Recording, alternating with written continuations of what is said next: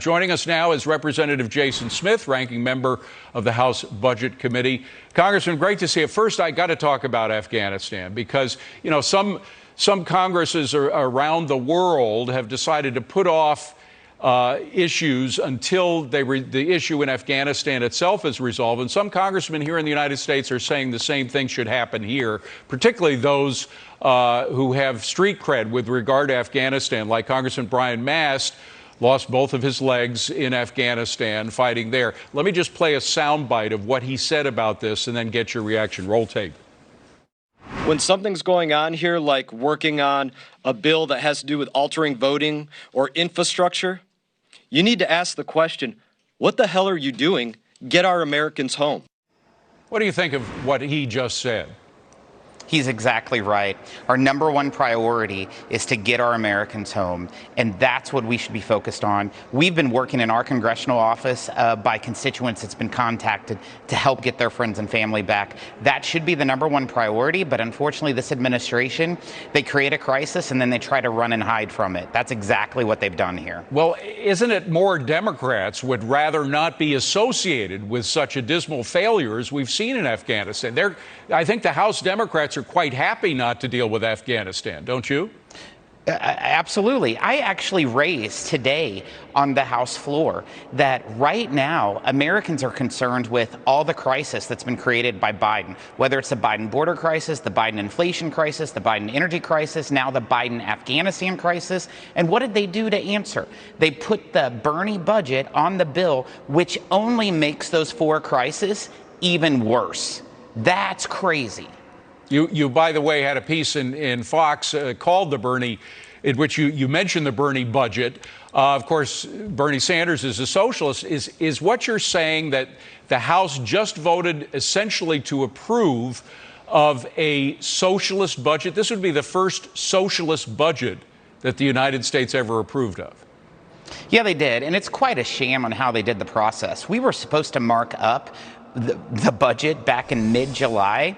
The Democrats couldn't get the votes. Then we were supposed to pass the budget on the floor before the August recess. They couldn't get the votes. We were supposed to pass the budget last night. They couldn't get the votes. So they went to just about an hour ago, and they didn't even debate the budget on the floor. They put it on a rule as a deeming resolution to just deem passage of the Bernie budget. Of course, the Bernie budget couldn't pass on its own, so they had to hook it with the infrastructure Speaker, rule it's interesting. and a voting rights remember rule. It's quite a sham because they don't want the American people to know that they just passed Bernie's budget that has record spending, $68 trillion. And if you just think about this, David, the amount of money that has been spent since the Democrats took control of Congress, combined with Bernie's budget now, that's $85 trillion. That's more than all of the taxes that's been collected in the history of our country. Well, 68 trillion is about 20 times more than 3.2 trillion, which is the figure that you hear from Democrats now. How do they go from 3.2 trillion to 68 trillion, which is what Bernie wants to spend?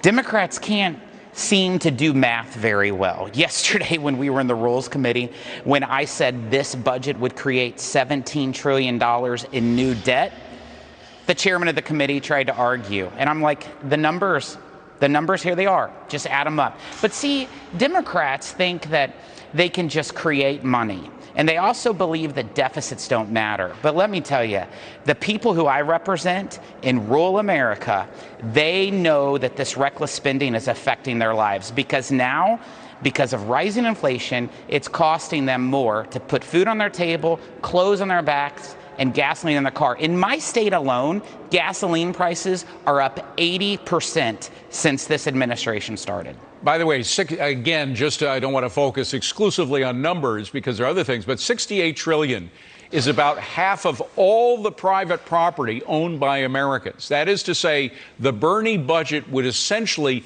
take away about half of all the private property in America. You know, you talk about socialist Bernie, this is Soviet Bernie. But think about the $68 trillion in spending. It also has record amount of taxes Record amount of taxes, increasing taxes on job creators, that it will be higher than that of communist China. What does that do to manufacturers and small businesses in the United States? Basically incentivizes them to fire their employees, close their shop, and move to China. It's such a disgrace. It's reckless. And you know what?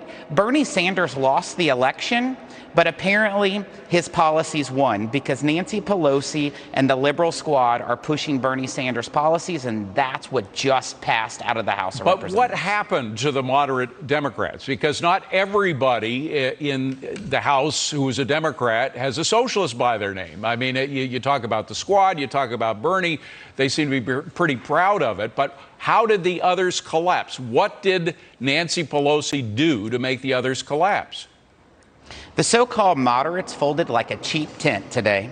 It's sad for America. They turned their back on their constituents, and they sold out to Speaker Pelosi. And I guess they believe that Pelosi's palace rules. But let me tell you, the House of Representatives is the people's house, and it's unfortunate that they turned their back on the American public and the people that they represented, because they got nothing out of this process when they said they would not support a budget resolution as late as Sunday evening in a letter signed by 9 moderate Democrats unless there was first a vote on infrastructure. There's not even going to be a vote on infrastructure this month. They failed. Jared Golden is one of those who acceded to the demands of Nancy Pelosi. In his district, Donald Trump won by 7% in 2020. What is going to happen to him when he goes back and faces his constituents? He's not going to like what he hears, because clearly he didn't listen to his constituents. His constituents are facing record inflation. It's costing them more every day to put food on their table, clothes on their backs, and gasoline in their cars.